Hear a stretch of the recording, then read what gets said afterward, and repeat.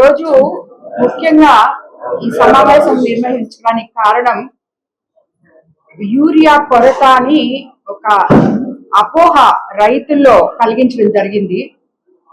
అది నిజంగా కరెక్ట్ కాదు.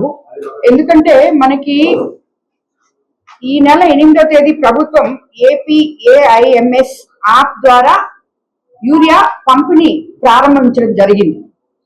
ఆ యాప్ ద్వారా యూనివర్సల్ విధానంలో అందరికీ ఎకరాకి 1.5 కట్టలు ఇస్తాము అని చెప్పారు. కానీ మన జిల్లా నుంచి మొట్టమొదటిగా కలెక్టర్ గారు అయితేనేమి, నేనైతేనేమి, ఎందుకంటే మనది డెల్టా ఏరియా, ముఖ్యంగా మనకి అందరికన్నా కూడా ఎక్కువ పొలం ఉంటుంది కాబట్టి నారేతలు మొదలు పెట్టారు. కాబట్టి నేను అలాగే మినిస్టర్స్ అందరు కూడా ఇది అగ్రికల్చర్ మినిస్టర్ గారి దృష్టికి, అలాగే ముఖ్యమంత్రి గారి దృష్టికి, అలాగే సెక్రటరీ గారి దృష్టికి తీసుకెళ్ళడం జరిగింది. వాళ్ళు ఫస్ట్ దాన్ని 2.5 చేశారు. దాని తర్వాత మళ్ళీ మాట్లాడినప్పుడు ఎకరాకి అక్షరాల 3 బస్తాలు యూరియా ఇవ్వడానికి గవర్నమెంట్ యాక్సెప్ట్ చేసింది మన జిల్లాలో.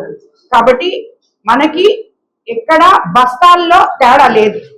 మొన్న కార్డు మీద ఎంత ఎకరాకి 3 బస్తాలు ఇచ్చామో ఇప్పుడు కూడా యాప్ లో ఎన్రోల్ చేసుకొని 3 బస్తాల లెక్కన మనం ప్రతి రైతుకి ఇస్తున్నాం. కాకపోతే మన జిల్లా మొట్టమొదట దీన్ని యాప్ అనేదాన్ని మన జిల్లా నుంచే మొదలు పెట్టారు. దానివల్ల కొంచెం సాంకేతిక లోపాలు, కొంచెం ఇబ్బందులు, దాన్ని సెట్ చేయడానికి కొంచెం టైం పట్టిందే కానీ యూరియా కొరత అయితే లేదు, యూరియా ఎవరికి ఇవ్వకుండా అయితే కూడా లేదు.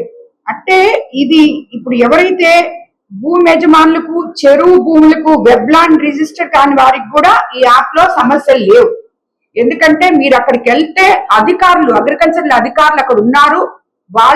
వాళ్ళకి అవగాహన కల్పించి ప్రతి ఒక్కరిని యాప్ లో ఎన్రోల్ చేసుకునే విధంగా మనం ముందుకు తీసుకెళ్తున్నాం. కాబట్టి ఎవరు కూడా రైతులు ఈ యూరియా లేదు అనేది పెట్టుకోవద్దని చెప్పి మీకు అందరికీ తెలియజేసుకుంటున్నాను. అలాగే మనకిప్పుడు ముందస్తు ఖరీఫ్ లో కోవూరు నియోజకవర్గంలో మొత్తం 55,000 ఎకరాల్లో వరి సాగు చేస్తున్నాం. ఇప్పటికే 42,000 ఎకరాలు నాట్లు పూర్తయ్యాయి. మరో 7 రోజుల నుంచి 10 రోజుల లోపల 13,000 ఎకరాలు కూడా మనం పూర్తి చేసుకుంటాం. ఇప్పటికే 4,500 మెట్రిక్ టన్నుల యూరియా పంపిణీ చేయడం జరిగింది.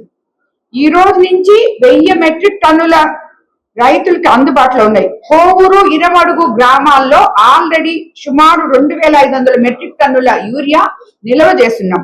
అవసరమైతే కొన్ని గంటల్లోనే డీలర్ల వద్దకి దాన్ని పంపిస్తాం.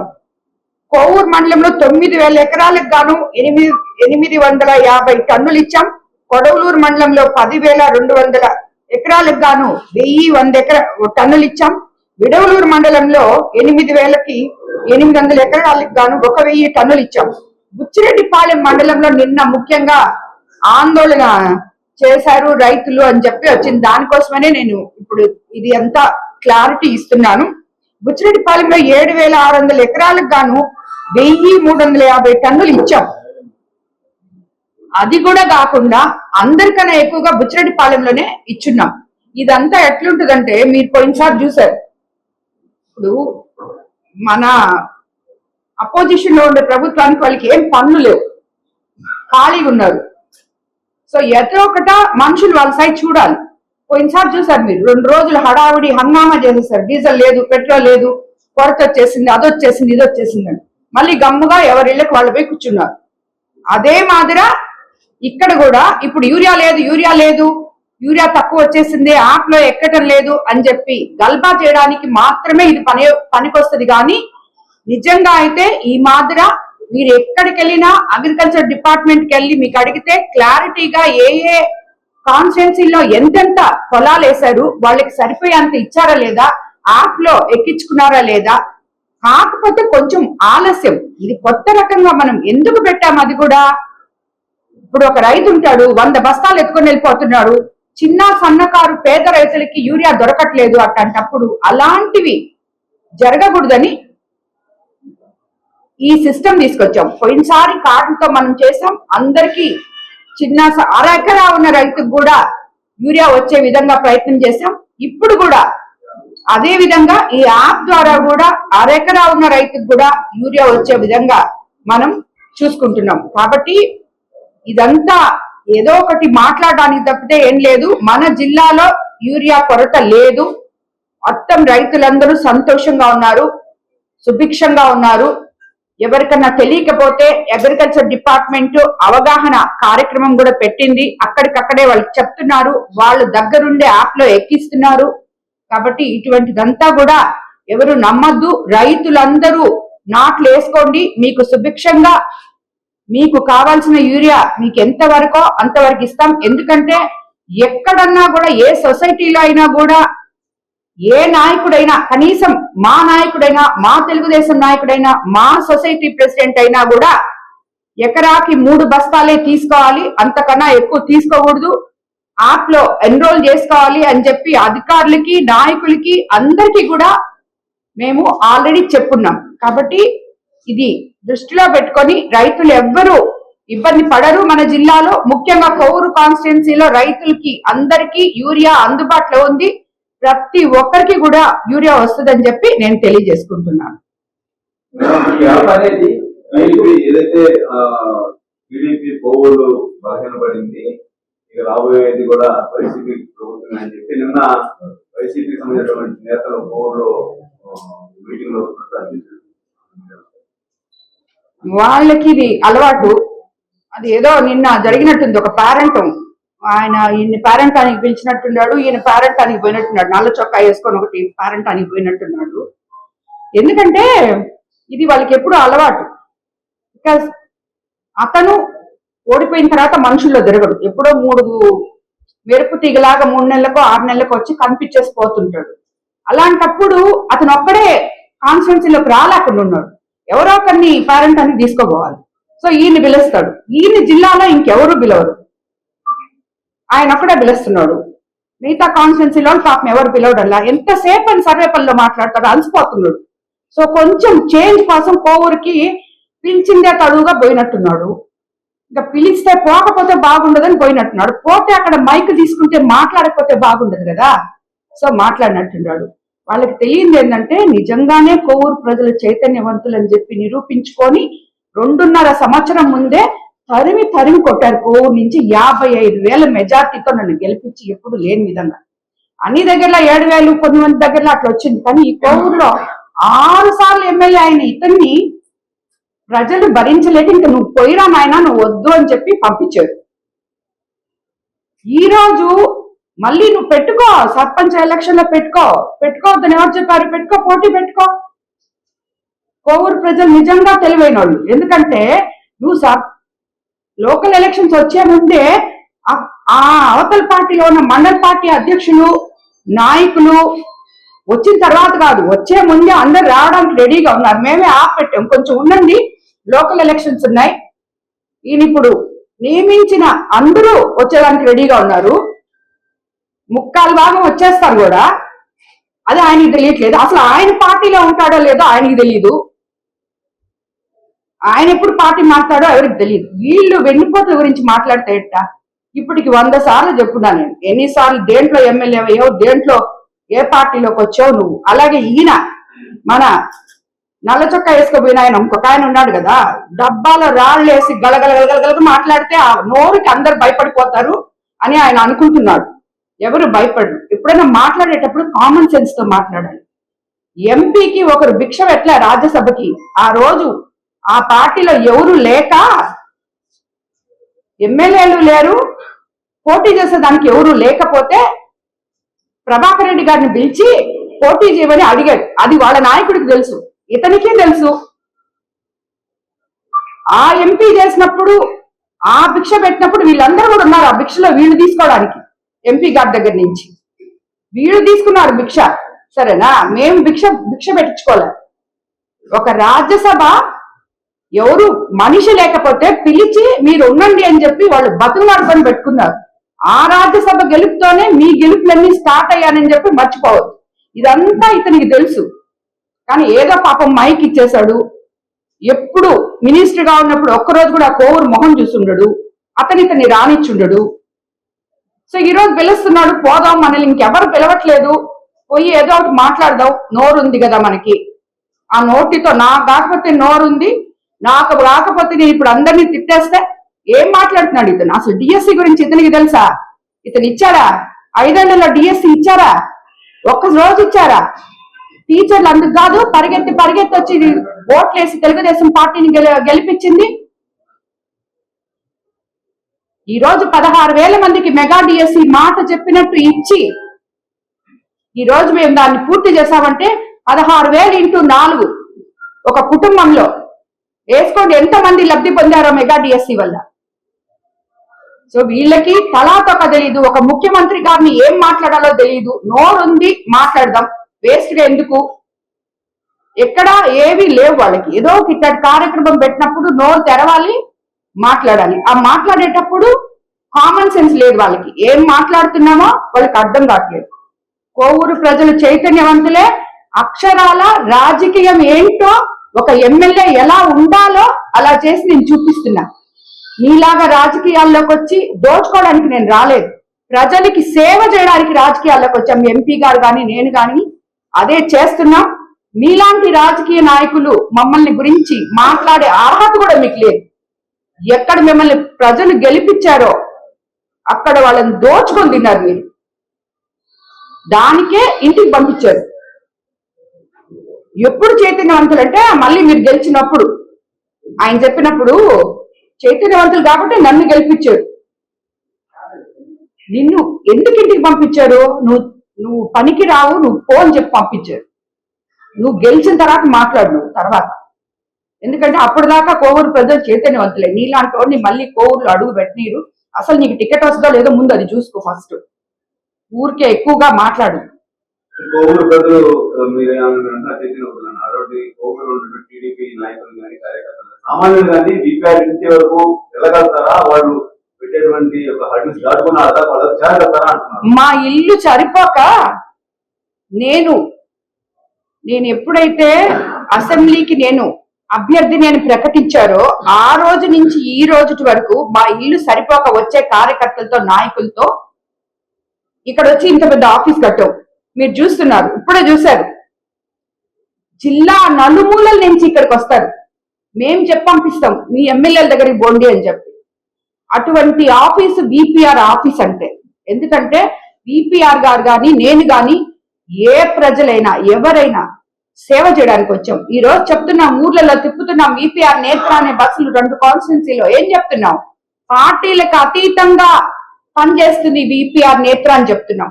అలా సేవ చేయడానికి రాజకీయాల్లోకి వచ్చిన వాళ్ళం కానీ మేము మీలాగా ప్రజల్ని దోచుకోవడానికి వచ్చిన వాళ్ళం కాదు. అదే విధంగా నేను, నా నాయకులు, నా తెలుగుదేశం నాయకులు అసలు ఎక్కడున్నారు ఆయన దగ్గర నాయకులు? మొత్తం గెలిచేసి సర్పంచులు, ఎంపీటీసీలు మొత్తం అసలు లేకుండా ఊర్లు మండలాలు వచ్చేస్తున్నాయి. అది తెలుసో తెలీదు. మేడం, మీరేమో 2 ఏళ్ల పాలన పైన సూపర్ పాలన అని సహోదరుస్తా ఉన్నారు. మరి వైసీపీ వాళ్ళు మాత్రం వెన్నుపోటు నిరసనలు తెలుపుతా ఉన్నారు. మీరేమంటారు చెప్పండి దీని గురించి? అసలు ఏంటి 2 ఏళ్లలో మీరు చూశారు? ఎక్కడైనా మనుషులు భయపడుతున్నారా? ధైర్యంగా ఉన్నారు. భయం అనేది లేదు. భవిష్యత్తు కోసం ఎదురు చూస్తున్నారు. రాబోయే రోజుల్లో ఏం జరగబోతుంది అని ఎదురు చూస్తున్నారు. ఇప్పటికి 2 సంవత్సరాలు మేము వచ్చిన తర్వాత ఏం చేయలేదు. అవ్వాతాతలకి పెన్షన్ ఇస్తామని చెప్పాం, ఇయ్యడం లేదా? 4,000 స్త్రీ శక్తి బస్ అని చెప్పాం, ఇయ్యడం లేదా? పోతున్నారు కదా మనుషులు బస్సుల్లో. రోజు తల్లికి వందనం అని చెప్పాం. ఎంతమంది పిల్లలుంటే అంతమంది పిల్లలకి మేము తల్లికి వందనం ఇస్తున్నాం. అలాగే మెగా డిఎస్సి పెట్టాం. ల్యాండ్ యాక్ట్ రద్దు చేశాం. పోలీస్ ఉద్యోగాలు ఇచ్చాం. ఎంఎస్ఎంఈ పార్కులు ప్రతి కాన్స్టిట్యున్సీలో 175 కాన్స్టిట్యున్సీలు ఉంటే 175లో ఎంఎస్ఎంఈ పార్క్ అనే మాట మీకు తెలుసా? ఈ రోజు ఇచ్చాం. మొన్న చూసారు మీరు కోవూరులో నాడిపొడ్డులో 14 ఎకరాల ఎంఎస్ఎంఈ పార్క్ కి అలాట్ చెప్పించాం. 30 ఏళ్ల నుంచి మూలబడి ఉన్న కిసాన్ సెస్ చూశారు. ఈ రోజు 15,000 కోట్లు పెట్టుబడులు వచ్చాయి దాంట్లోకి. యువ నేత నారా లోకేష్ బాబు 24 నెలల్లో 23 లక్షలు కోట్ల పెట్టుబడులు తీసుకొచ్చాడు. ఉద్యోగాలు ఆల్రెడీ ఇచ్చాం, 6 లక్షల పైల ఉద్యోగాలు ఇచ్చాం, ఇంకా ఇవ్వబోతున్నాం. యువతకి ఉపాధి కల్పిస్తున్నాం. ఉద్యోగాలు మీ దగ్గరకు వస్తాయి, మీరు వేరే దగ్గరికి పోక్కర్లేదు మీ ఊర్లో అని చెప్పాం. అది అక్షరాల చేసి చూపిస్తున్నాం. మీరే తిరుగుతున్నారు అన్ని ఊర్లకి. ఇప్పుడు మన ప్రెస్ మీకు పిలిస్తే పోతున్నారు కదా, ఇంతకు ముందు మీరు ఎగిరెగిరి పోతున్నారు రోడ్లలో గుంటల్లో. ఈ రోజు ఎలా పోతున్నారు రోడ్లలో? ఏ విలేజ్ లో 82 మా కోవూరు కాన్స్టిట్యున్సీ తీసుకుంటే 82 పంచాయతీల్లో, అదే బుచ్చిలో, కోవూరులో ప్రతి దగ్గర పనిచేశాం. ఆ పనులు ఎవరు చేశారు? ఎమ్మెల్యేగా నేను చేయలే, నాయకులు చేశారు. నాయకులు చేశారు. ప్రతి గ్రామంలో, ప్రతి వార్డులో అక్కడున్న తెలుగుదేశం నాయకులు చేశారు. వాళ్ళు లబ్ధి పొందారు. ఈరోజు అలాగే ఇది మన నీటి సంఘ అధ్యక్షులు ఎంతమంది ఉన్నారు? ఎంత బాగా కాలువలు తవ్వారు. నువ్వు ఎప్పుడైనా ఒక కాలువ తవ్వావా? అన్నిటికన్నా ముఖ్యంగా స్కూల్ ఓపెన్ చేసే టైంకి ఇప్పుడు ప్రతి స్కూలు ఎత్తుకుంటే దామరమడుగుల స్కూల్ 30 లక్షలతోటి బాగు చేశాం.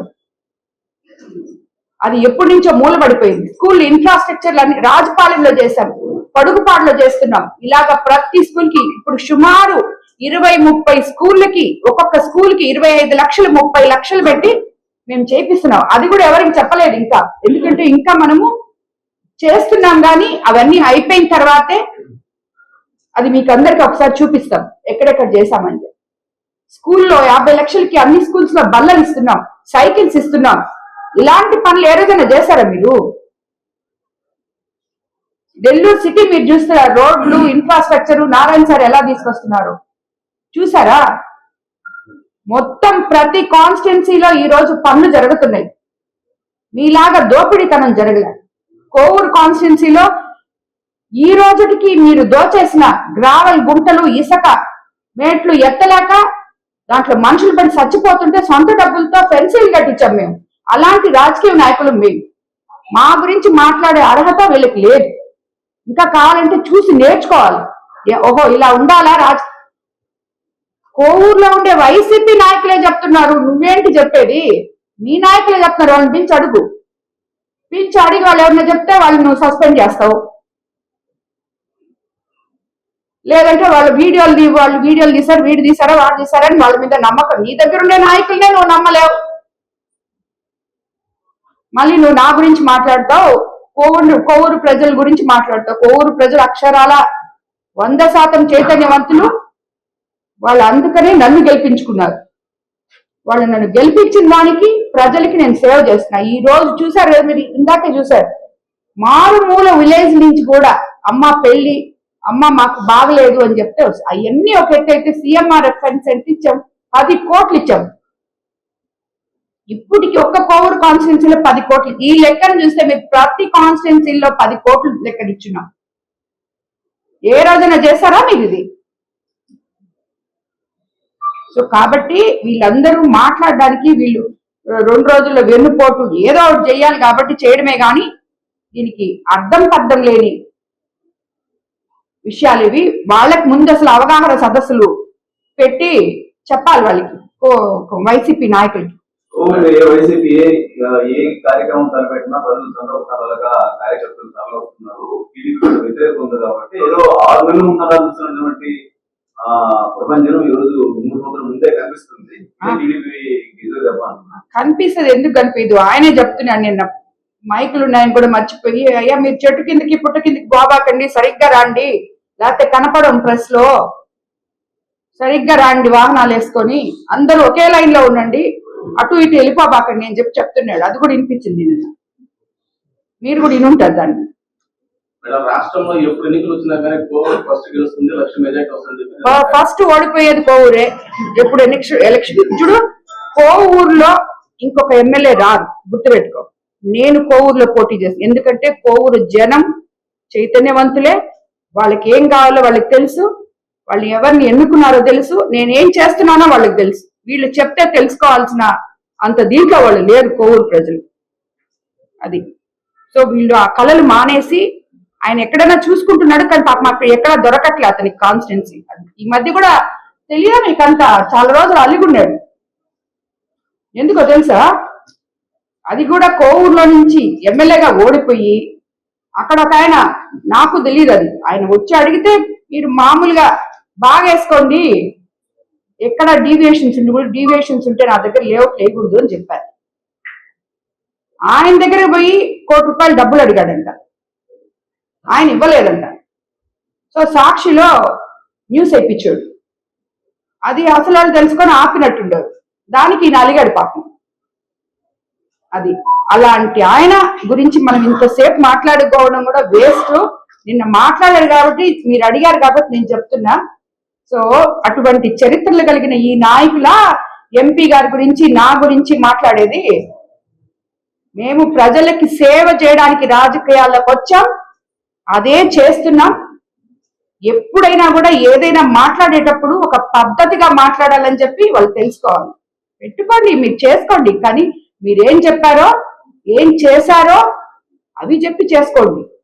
మీరు చేయలేదనే కదా నన్ను ఎమ్మెల్యేగా చేశారు. అది కూడా ఎప్పుడు లేని విధంగా 55,000 ఓట్లు మెజార్టీతో గెలిపించారు. వాళ్ళు నాకు చేసిన దాన్ని నేను వాళ్ళకి చేస్తున్నా, అది వాళ్ళకి తెలుసు. వీళ్ళకి చెప్పాల్సిన పని లేదు. అది థ్యాంక్ యూ.